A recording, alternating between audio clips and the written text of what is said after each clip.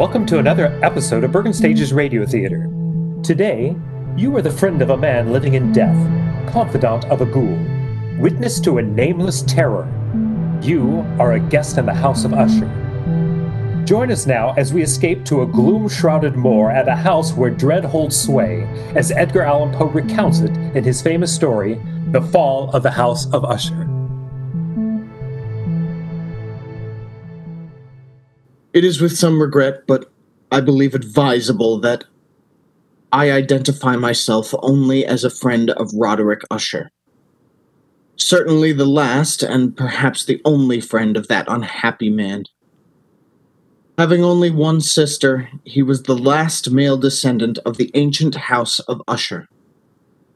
Roderick had been one of my boon companions in boyhood, but many years had elapsed now since our last meeting.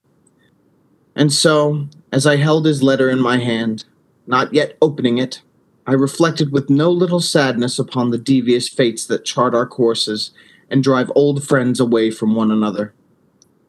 But then, a sudden feverish and nostalgic curiosity laid hold of me, and with fingers made clumsy by their eagerness, I tore open the letter and read, "My dear friend, my need of you has so far outgrown my pride that I'm going to request a favor, which I realize full well may involve considerable inconvenience to yourself.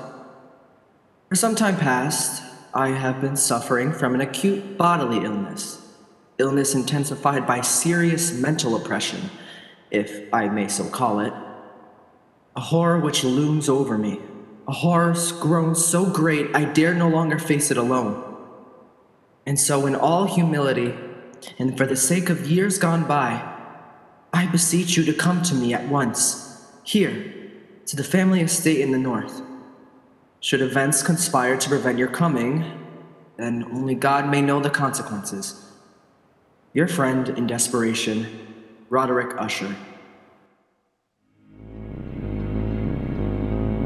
And so it happened that at the end of a dull, dark, and soundless day in the middle of October, I found myself, as the shades of evening drew on, within view of the grim and melancholy house of Usher. I confess that the first sight of the house, the fungus-covered walls of stone thrusting their crumbling ramparts against the darkening sky, rising out of the sullen, sluggish waters of the black tarn at their base, the bleak and vacant windows staring blindly, the bone-white trunks of decaying trees. These things filled me with a nameless and desolate terror, so that I reined in my horse and sat trembling, half fearing to cross the wooden bridge that led over the waters of the moat and up to the entrance of the house of Usher. Then, impatiently, I shook off this strange feeling of dread, and was, an instant later, clattering over the wooden bridge and onto the courtyard. I dismounted quickly, tossed my reins to the silent lackey who approached, strode across the gravel, and up to the massive wooden portal, the door of the house of Usher.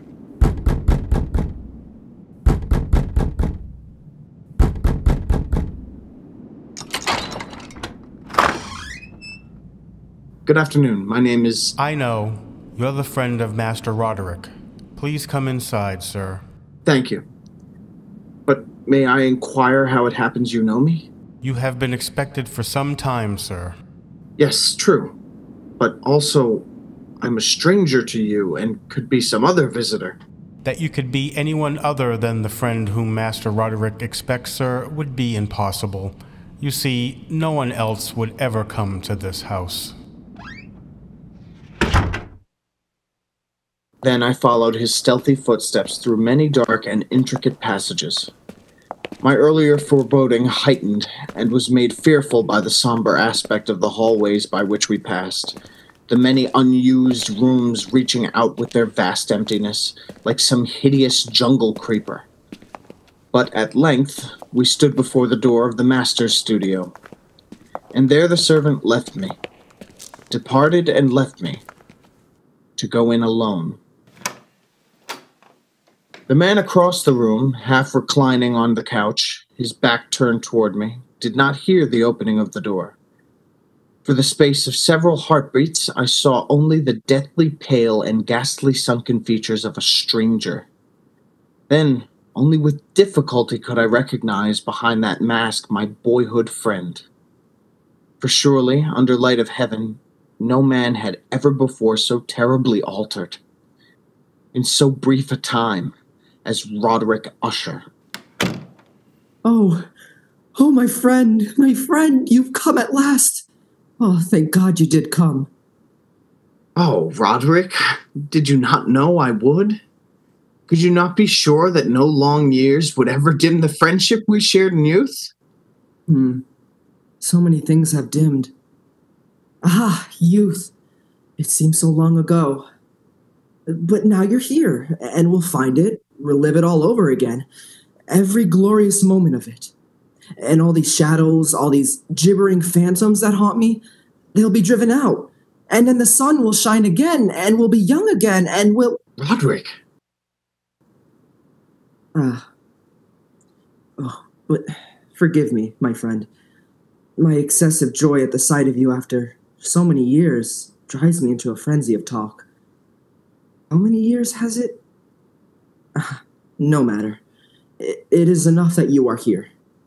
Here and brought with you all the lost, all the happy days of my boyhood. But I'd expected from your letter to find you in serious straits indeed. Instead, you seem in the best of spirits. You have the right to know. But, in all frankness, hearing your presence, I find it difficult to credit important are those things which only yesterday filled me with terror. True, I've been ill. A nervous affliction. Something in the nature of a family weakness, probably. It has affected me with the morbid acuteness of the senses, such that, quite often, the least sounds and odors and colors become irritating beyond endurance. I've eaten but little, as you can see. But surely you've retained the services of a physician. A physician? Oh, yes, of course. He calls almost daily. Though it is more often Madeline that he attends. You remember my twin sister, Madeline? For her, I fear more greatly than for myself. Even today, she's taken to her bed, and I have no doubt will never rise from it again. Oh, what tragedy. The sympathies of my heart go out to you. Oh, but leave it for the present. Leave it to dream of all those happy days we left so far behind. Everything will be different now that you're here. Do you remember when we were... But the happy forgetfulness which Roderick found in my coming was short-lived. And in a few days he had sunk into a morose torpor from which only occasionally, with frantic difficulty, could he reach the joy of our first few hours of meeting. More often, his mental apathy was broken by bursts of vicious temper and violent ill humor. This I could only excuse on the basis of his illness. And that illness began, in my mind, to assume a most mysterious character. Being unable to divine its true nature from Roderick's hesitant offerings, I took the liberty of questioning the physician a few days later, when I chanced to encounter him in the hallway. Yes, she's resting as well as might be expected. But she continues to decline? Is that not correct, Doctor? That would seem to be the case. And, the malady, the illness which has stricken her, is it the same as that which affects her brother Roderick? I may venture that it is. Might I inquire the nature of this illness? As to that, I am unable to say. You imply, then, that I have no right to the information. Not at all. I'm confessing to you quite simply, sir. I don't know what afflicts Madeline and Roderick Usher. And so a week passed, a week in which the sullen, leaden skies darkened into deeper oppressiveness, in which Roderick's deathly pallor and creeping mental disillusion grew more apparent. A week in which the monstrous atmosphere of this ancient mausoleum began to crawl insidiously within my own consciousness, stirring into life a formless, unknown dread. Then, one evening, we were sitting in the vaulted studio while the first shadows of night began to flow together into pools of darkness. Roderick had been unusually troubled during the day and had been trying to find some solace by playing the violin. Of a sudden, there came a knock upon the door.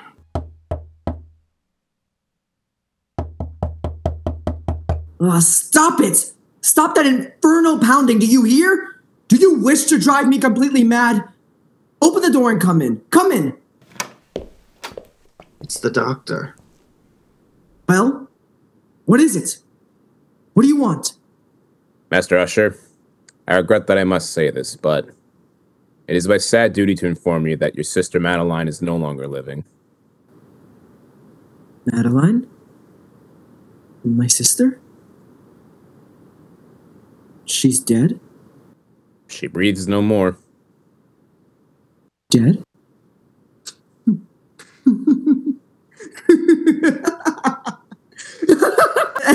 and perhaps, my dear doctor, you can tell me what caused her death?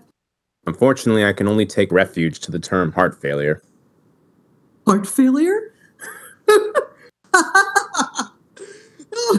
Yes, of course. Very well, doctor.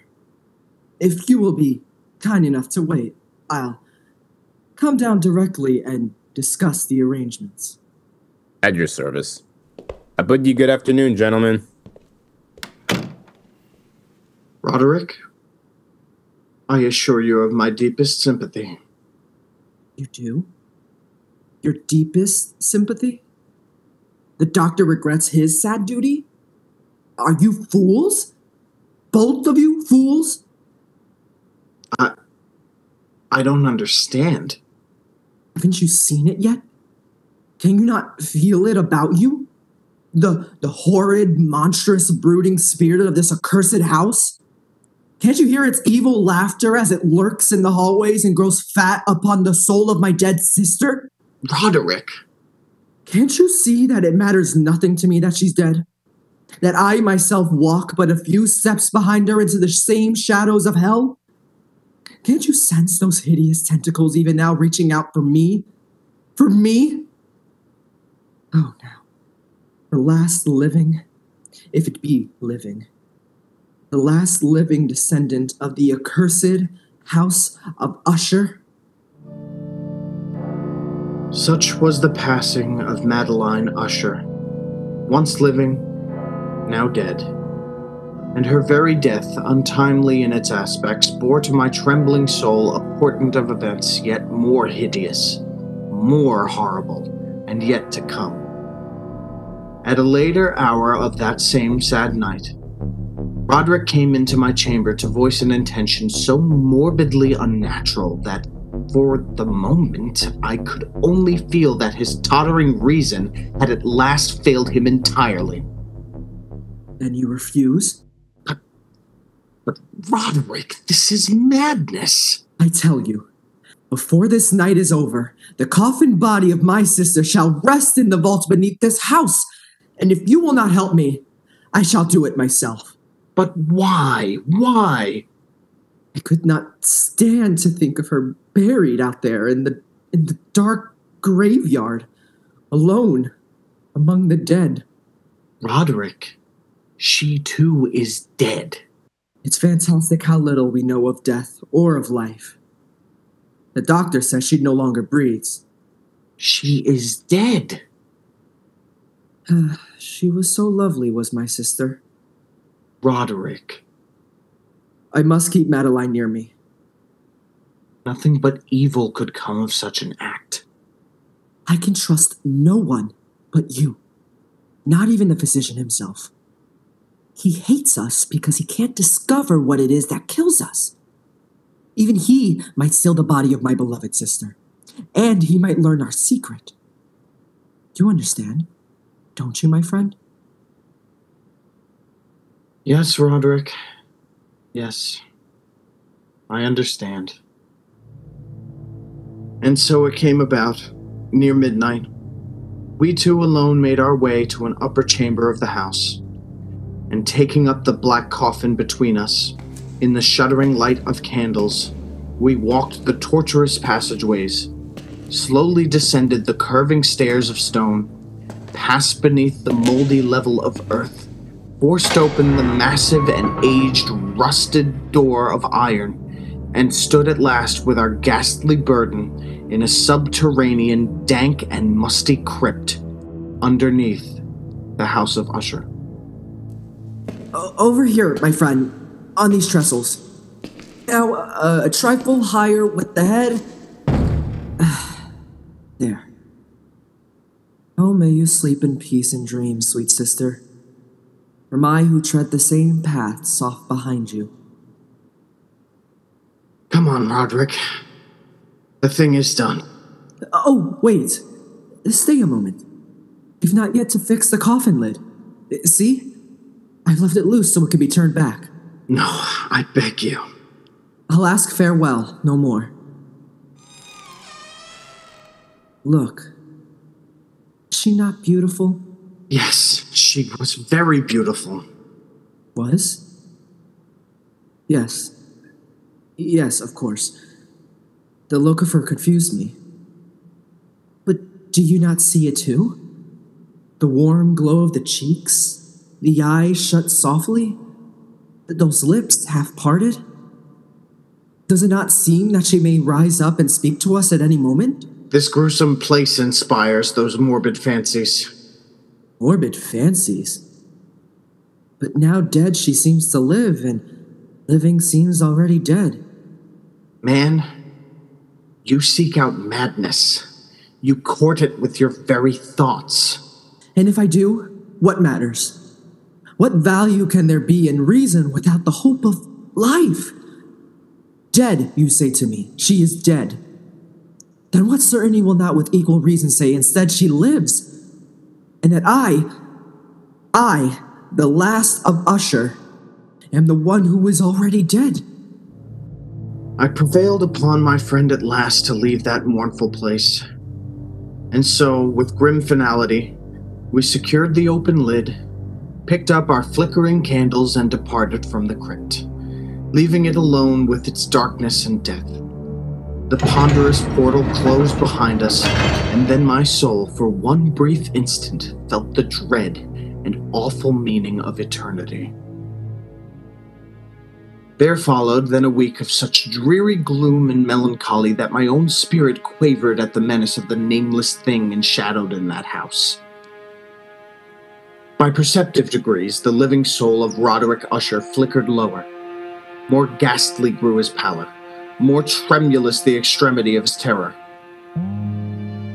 The 8th day following the death of Lady Madeline fell upon the last day of grim and grey October, and brought with it, as the curtains of night descended, the fitful breath of a rising tempest.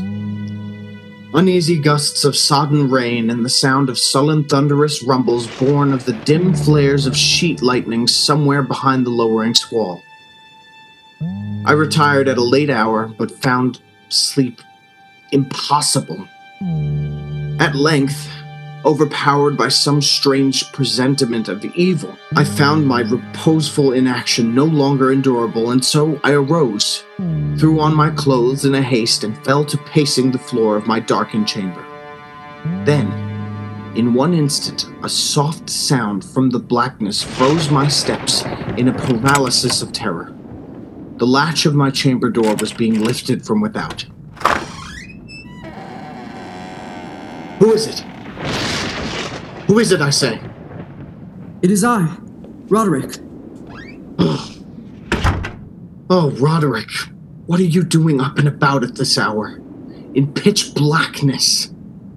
Wait, let me light the candles. No. I am quite used to the darkness. I heard your footsteps and knew that you must be awake, even as I was. But can it be that you've not seen it? I don't understand you. I've seen nothing. Then stay. You shall see it, even as I've seen it for these past 2 hours. Wait. I'll throw open the casement window. There. Look.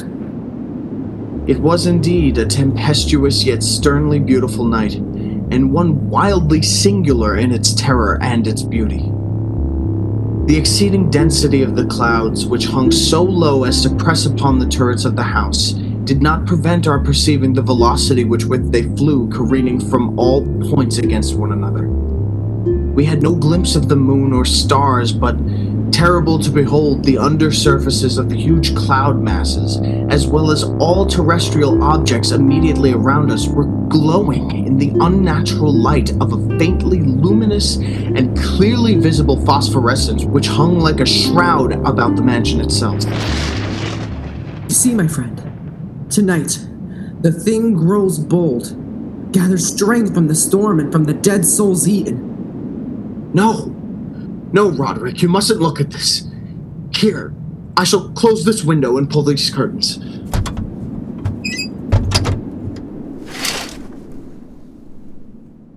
And now, candlelight. Such darkness is the very mother of evil fear. There. Now, come. Sit here. Suppose I read aloud from some book or another. As you wish. I presume it matters little which. Here. Here is a volume of The Mad Tryst by Canning. Will it serve? As you said, it matters little. I've always found the scene to be quite entertaining, wherein Ethelred dreams of fighting a dragon. Now, let's see. Oh yes, here it is. And so, Ethelred waited no longer to hold parley with the hermit who mocked him from inside the hut, but feeling the rain upon his back and fearing the rising of the tempest, uplifted his axe and quickly made a hole in the plankings of the door for his gauntleted hand.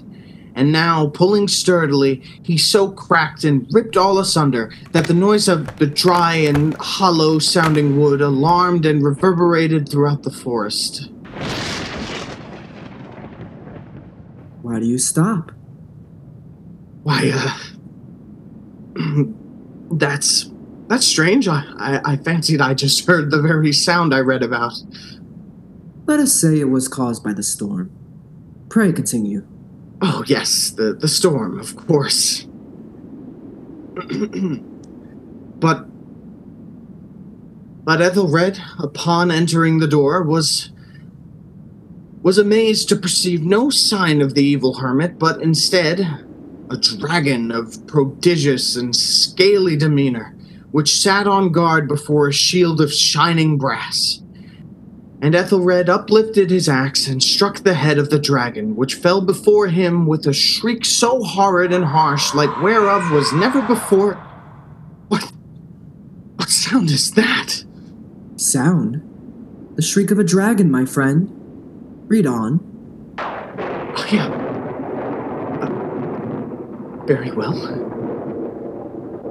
And now, the champion, bethinking himself of the shield of brass, approached across the silver floor to where the shield hung upon the wall. But the shield, not waiting for his coming, loosed and fell upon the silver floor with a mighty great... Roderick, I tell you, something moves within this house. That sound, it reverberated through the very walls. Can you tell me now you did not hear it? Hear it now? Oh, yes. I hear it, and have heard it long moments, hours, many days have I heard it. Yet I dared not speak. But why? Do you not know we put her living in the tomb? I tell you now, I heard her first feeble movements in the coffin many, many days ago, and I felt that it mattered little. But now she comes to upbraid me for my haste. And that last dread sound, yes, I heard it. The opening of the metal door to the crypt beneath the house. Now, she comes here. Have I not heard her footsteps on the stair? Do I not distinguish the heavy and horrible beating of her heart, madman that I am? I tell you that she now stands without that door. But even now, she opens it.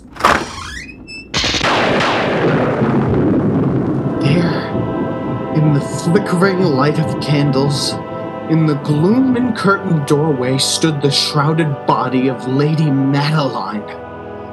For one shuddering instant she swayed there. Then, as Roderick uttered a single piteous cry, she fell upon him in violent and now final death agonies, and bore him to the floor, a corpse. From that chamber and from that mansion I fled aghast out the massive portal, over the causeway, into the night. Suddenly there shot along the path a wild light.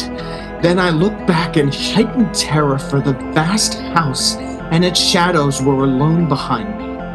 The baleful gleam came from the setting full and blood-red moon, which now shone vividly through a widening crack in the walls of the house itself. And even as I gazed, this fissure opened rapidly.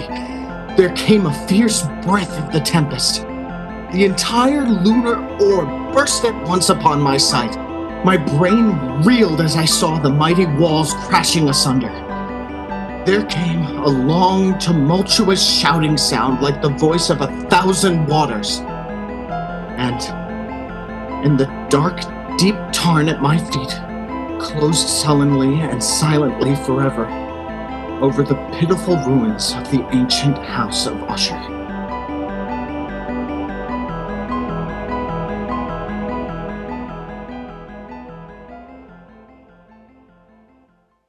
Bergen Stage's Radio Theater has brought you The Fall of the House of Usher by Edgar Allan Poe, adapted for radio by Les Crutchfield, featuring Ray Parente as the narrator, Mark Cruz as Roderick, Dean Matson as the valet, and Nicholas Cirillo as the physician. Dean Matson is also a recording engineer, special effects creator, and music composer for this episode.